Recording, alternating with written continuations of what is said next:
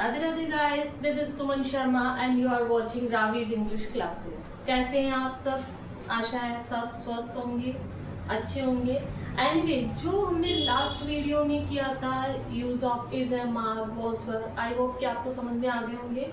मानती हूँ बहुत को तो आते हैं, बट जिनको नहीं आता था, और फिर बोल रही हूँ जिसको और डिटेल में समझना है वो मेरी जो फुल वीडियोस है टेंस से रिलेटेड वो देख सकते हैं। बिकॉज जो प्रेजेंट में तो फिर भी एक बार हम एक ही क्लॉज में कंप्लीट कर लेते हैं, जैसे मैं टीचर हूँ, मैं अभी पढ़ा रही हूँ, लेकिन पास्ट टेंस में थोड़े दो दो क्लॉजेस तो होने ही चाहिए। जैसे कि जब टीचर आए तो मैं बात कर रही थी, दो क्लोज हो गए। तो इस तरह के सेंटेंसेस अगर आपको सीखने हैं तो प्लीज मेरा टेंस वाला वीडियो जरूर देखिए।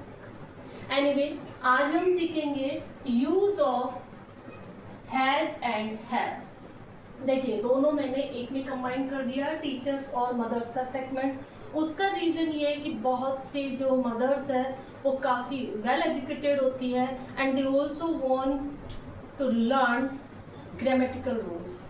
तो ये सभी के लिए है, ध्यान से देखिए।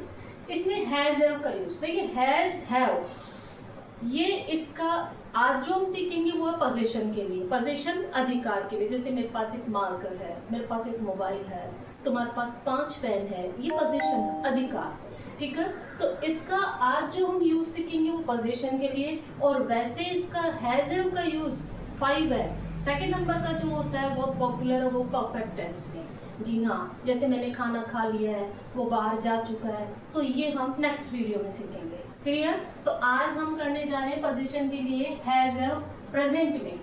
प्रेजेंट के लिए हैज हैव, जैसे कि अभी बताया मैंने, मेरे पास एक मार्कर है, ना कि था, मार्कर है प्रेजेंट में। अब देखिए हैज हैव का यूज किसके साथ करते हैं? हैज का use he, she, it and singular के साथ में करते हैं। हैव का यूज करते हैं I, we, you, they and plural present tense में। बार बार कह रही हूँ मैं, इज इट क्लियर? तो देखिए एग्जांपल लेते हैं हम।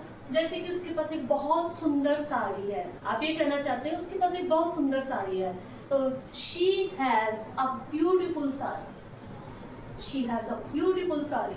शी के साथ किसका यूज किया हमने? हैज का। क्लियर? इसी तरह से मेरे पास पता है 7 कलरफुल एकदम रंग बिरंगे पेन है, तो आई हैव 7 कलरफुल पेन्स।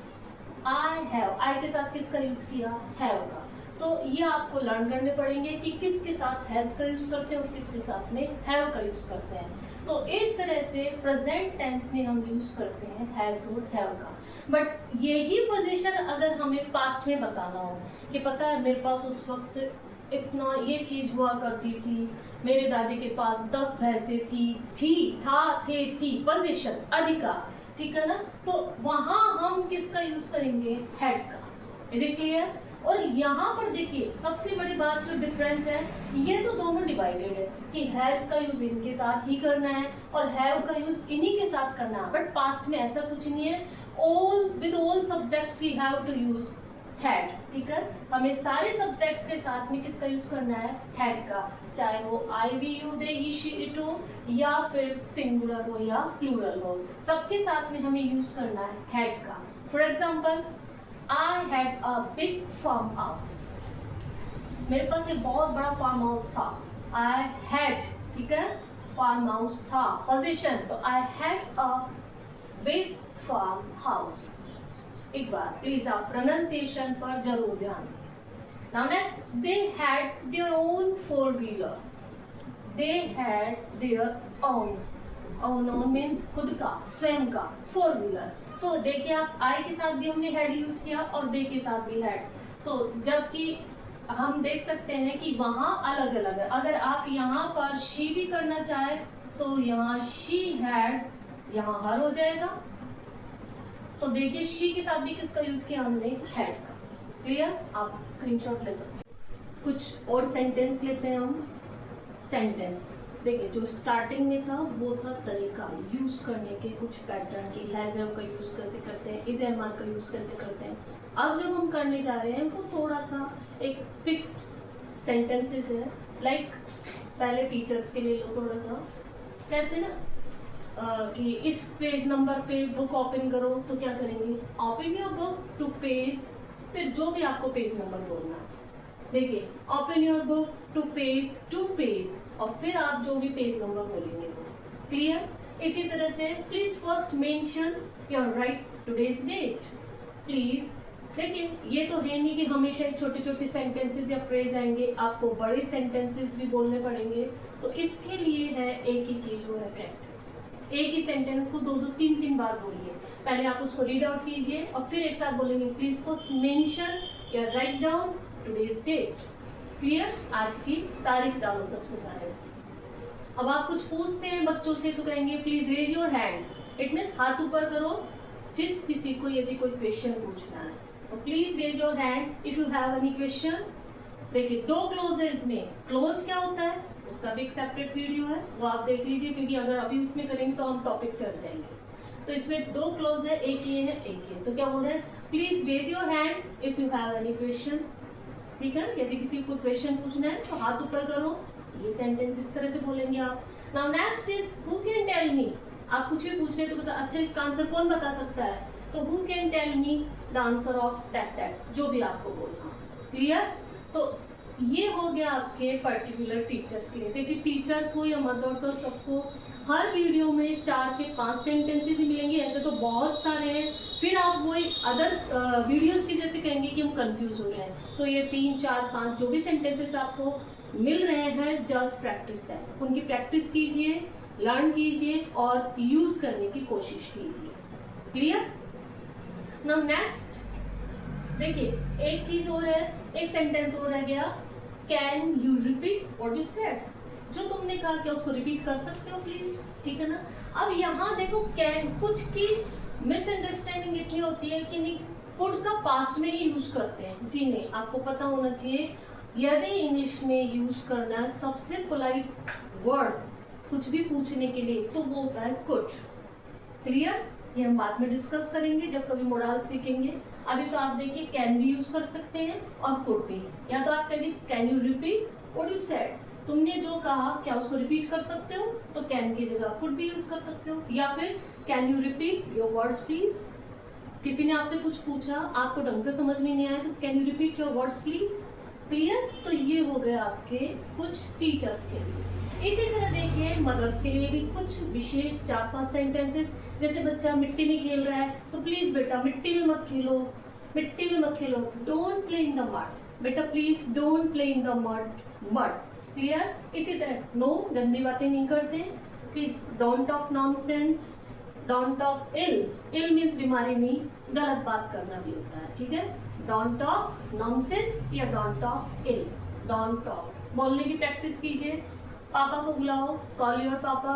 इसी तरह अच्छा पापा से पूछ लो, ask your papa, dad, whatever you want to say, जो आप कहना चाहते हैं। तो गाइस अब बारी है वोकैबुलरी की। आज वोकैबुलरी में मैं आपके लिए वर्ड्स ना लाकर कुछ फ्रेजेस लाई। फ्रेज होता क्या है phrase, what the meaning of phrase. देखिए वैसे तो इसका मैंने पूरा वीडियो बनाया है, बट फिर भी ब्रीफली मैं बता देती हूँ कि फ्रेज क्या होता है। फ्रेज को हिंदी में कहते हैं वाक्यांश। ठीक है। वाक्य का अंश जो अर्थ तो देता है लेकिन पूर्ण अर्थ नहीं देता। ध्यान दीजिए, ये मीनिंगफुल होता है but not give complete meaning. जैसे कि अभी कहते हैं मोबाइल का है इन द ड्रॉअर।